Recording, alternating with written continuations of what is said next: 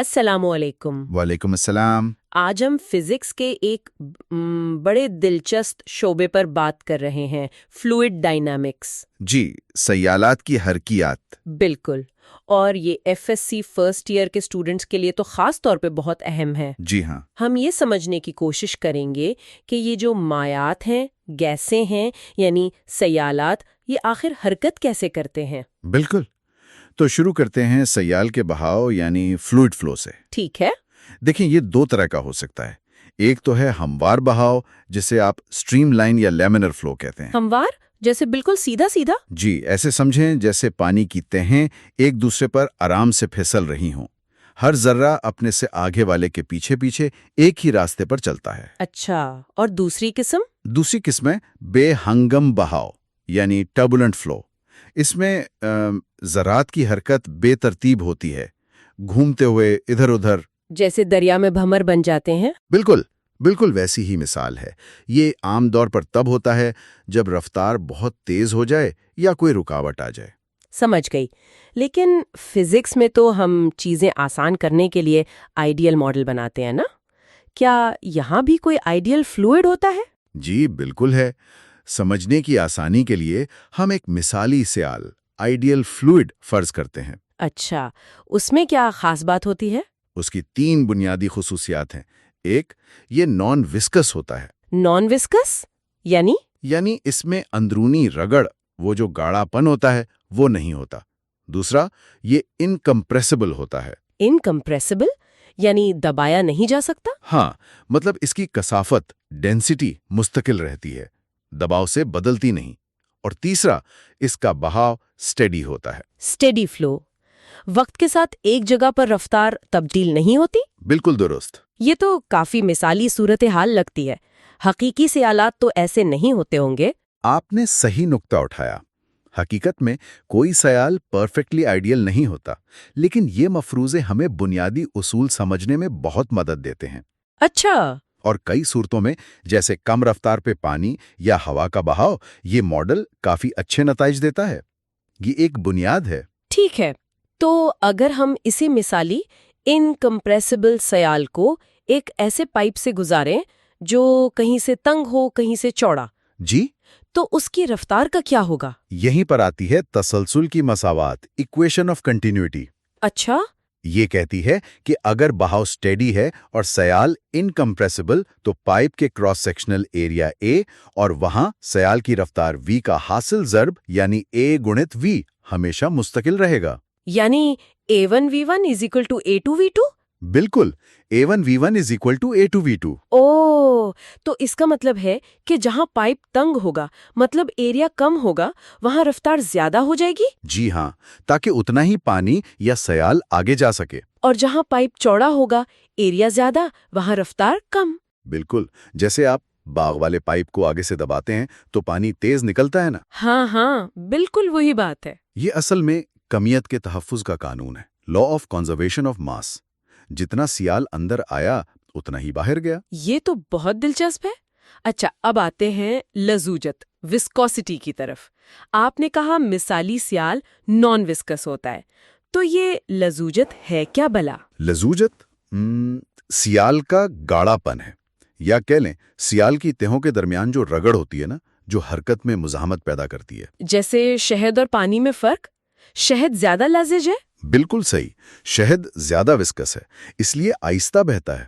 یہ سیال کی اندرونی رگڑ ہے۔ اور اگر کوئی چیز اس لزج سیال میں حرکت کرے، جیسے کوئی گیند گرا دے پانی میں، تو وہ سیال اس چیز پر ایک مخالف قوت لگاتا ہے، پیچھے کی طرف کھینچتا ہے۔ اچھا، اسی قوت کو ہم وسکس ڈریگ کہتے ہیں، لزوجی گھسیٹ۔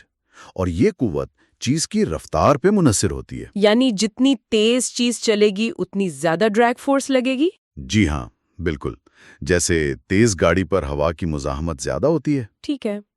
اور ایک خاص کیس ہے جب کوئی چھوٹی سی گول چیز، اسفیئر، کسی لذیذ سیال میں آہستہ چل رہی ہو، تو اس پر لگنے والی ڈریگ فورس ہم سٹوکس لا سے نکال سکتے ہیں۔ سٹوکس لا وہ کیا کہتا ہے؟ وہ کہتا ہے کہ یہ ڈریگ فورس F برابر ہوتی ہے 6 پائی ایٹا RV کے۔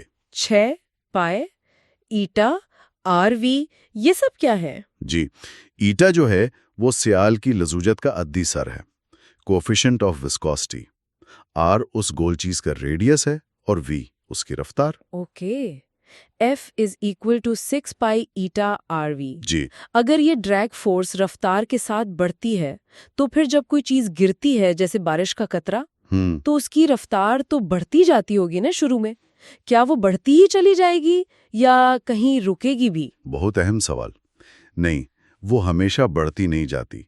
یہیں پر ٹرمینل ویلوسٹی کا تصور آتا ہے. Terminal velocity? جی دیکھیں، جب قطرہ گرنا شروع ہوتا ہے اس پر نیچے کی طرف اس کا وزن عمل کرتا ہے mg. ٹھیک. اور اوپر کی طرف ہوا کی ڈریگ فورس. شروع میں رفتار کم تو ڈریگ فورس بھی کم. تو وزن زیادہ ہوتا ہے اور وہ تیز ہوتا جاتا ہے. بالکل اسراء ہوتا ہے.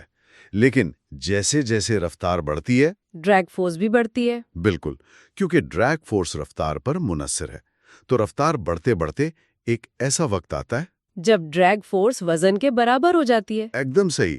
اوپر لگنے والی ڈریگ فورس نیچے لگنے والے وزن کے بالکل برابر ہو جاتی ہے. تو کل قوت نیٹ فورس 0 ہو گئی. جی ہاں، net force is equal to weight drag force is equal to 0. اور اگر نیٹ فورس 0 ہے تو نیوٹن کے قانون کے مطابق اسراء 0. بالکل، ایکسلریشن 0 ہو جاتا ہے. مطلب اب قطرہ مزید تیز نہیں ہوگا. وہ ایک مستقل رفتار سے گرے گا. جی ہاں، وہ ایک مستقل زیادہ سے زیادہ رفتار حاصل کر لیتا ہے اور اسی رفتار سے نیچے گرتا ہے. اسی مستقل رفتار کو ٹرمینل ویلوسٹی کہتے ہیں.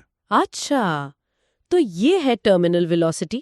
جی، اور اگر ہم سٹوکس لا استعمال کریں تو ٹرمینل ویلوسٹی وی ٹی پر mg is equals to 6 pi R V T ہوگا. یہاں سے ہم وی ٹی معلوم کر سکتے ہیں. زبردست. تو آج ہم نے کافی کچھ سیکھا. سیال کے بہاؤ کی قسمیں یعنی سٹریم لائن اور ٹربولنٹ. جی مثالی سیال کیا ہوتا ہے؟ پھر وہ تسلسل کی مساوات A1 V1 is equals to A2 V2 کہ تنگ جگہ پہ رفتار زیادہ. پھر لزوجت، وسکس ڈریگ اور Stokes law F is equals to 6 pi R V. اور آخر میں یہ ٹرمینل ویلوسٹی کا تصور. جی، یہ سب بہت بنیادی اور اہم تصورات ہیں FSC فزکس کے لیے. تو امتحان کے حوالے سے طلبہ کو کن چیزوں پر زیادہ دھیان دینا چاہیے؟ دیکھیں، سب سے پہلے تو ان تمام اصطلاحات کی تعریفیں واضح ہونی چاہیے. Streamline, turbulent, viscosity, drag force, terminal velocity, ان کا مطلب کیا ہے؟ ٹھیک ہے. پھر ایکویشن آف کنٹینیوٹی اور سٹوکس لا، ان کا فارمولا یاد رکھنے کے ساتھ ساتھ یہ سمجھنا ضروری ہے کہ یہ کیا بتا رہے ہیں اور کب لاگو ہوتے ہیں. مطلب صرف رٹنا نہیں ہے، سمجھنا ہے.